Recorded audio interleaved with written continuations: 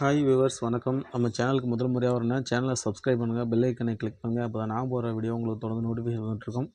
வாங்க பதிவுக்குள்ளே போகலாம்.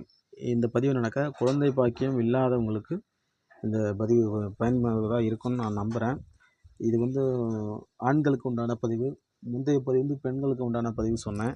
ஏன்னா நிறைய பேருக்கு இப்போ குழந்தை பாக்கியம் இல்லாததுக்கு காரணம் அவரவர்கள் செஞ்ச தவறுகள், அவரவர்கள் செஞ்ச முன்னோர்கள் செஞ்ச தவறுகள், இல்லை அவரோட ஜாதக அடிப்படை, அவரோட கர்மாக்கள், இல்லை அவங்க சாப்பிட்ற உணவு பழக்க வழக்கங்கள், இப்படி ஒவ்வொரு விஷயங்களும் இருக்கும்.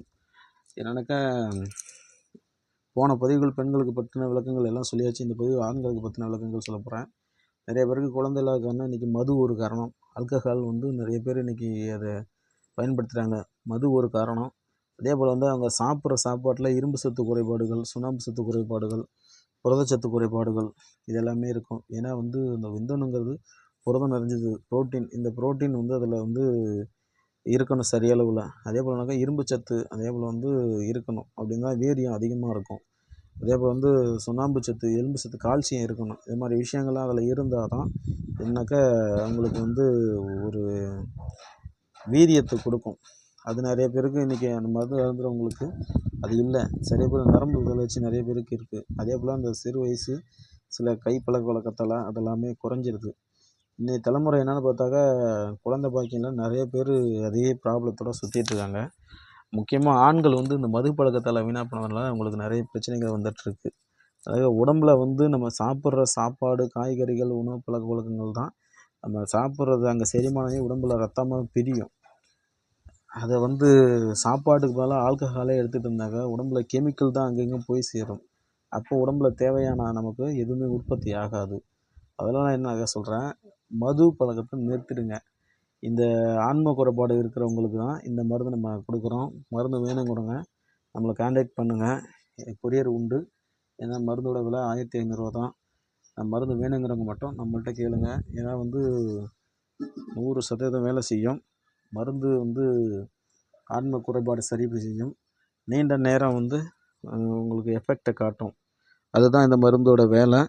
மருந்து வேணுங்கிறவங்க நம்மளை கான்டாக்ட் பண்ணுங்கள். குழந்தை பாக்கியத்துக்கு 100% நான் உத்தரவாதம் தரேன்.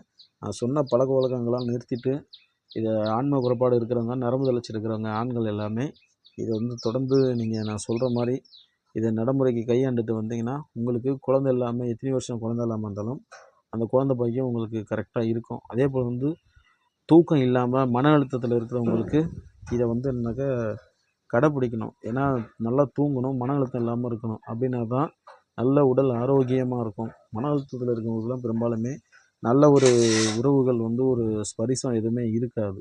அதனால் என்ன சொல்கிறேன்னாக்கா, நான் சொன்ன அந்த பழக்க வழக்கங்கள் சில விஷயங்களை மாற்றுங்க. மாற்றினாக்கா கண்டிப்பாக மருந்தே சாப்பிடாமல் இருந்தாலும் குழந்தை பாக்கியம் இருக்கும்.